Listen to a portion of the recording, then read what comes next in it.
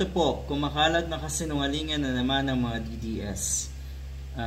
Mukhang ito ay pinapakalat ni Banat Bay. At syempre, ang pinagmulan ng idea na ito, kahibangan na ito ay si Panelo. Alam niyo naman po si Panelo, trabaho na niya yan. Mag-imbento ng kung ano-ano na sitwasyon para makakuha ng simpatya ang mga Duterte. Ganyan po ang trabaho ng isang Panelo. Ang sleazy, no? Napakababang uri ng trabaho. Yung magpakalat ng kasinungalingan. Ito yun, ang pahayag ni Atty. Salvador Panelo ay kabaliktaran naman daw ng ginagawa ni Digong.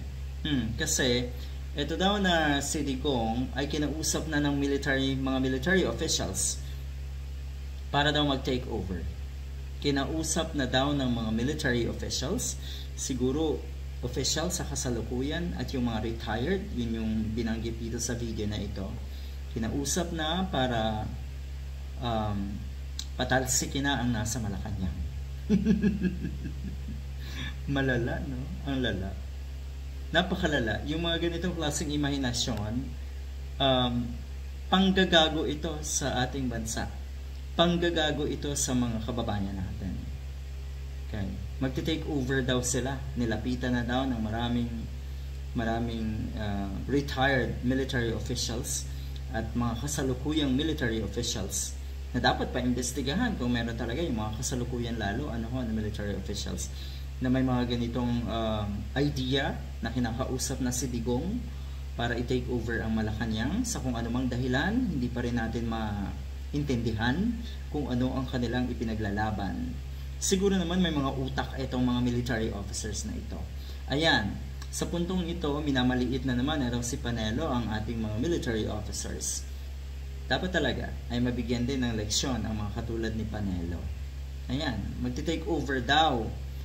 At yun nga, sinasabi sa video na ito na parang nag-dare ng isang interviewer na pangalanan ni Panelo yung mga military officials na yun. Siguro kung talagang matapang nga ito si Panelo, put it on record, pangalanan mo kung sino yung military officials na yon para magkaalaman na.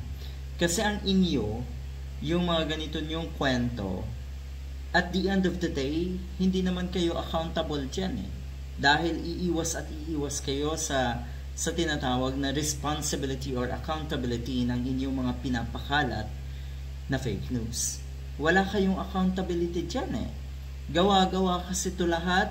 At kuno nga, alam niyo na, yung wala talaga kayong pwedeng maipakitang pruweba dahil ang punto nyo dito, ang pinaka-intensyon nyo dito ay paniwalain ang sambayanan na naandyan pa rin sila para sa mga Duterte. Paniwalain din ang mga Duterte na may simpatya pa sila sa mga kababayan natin.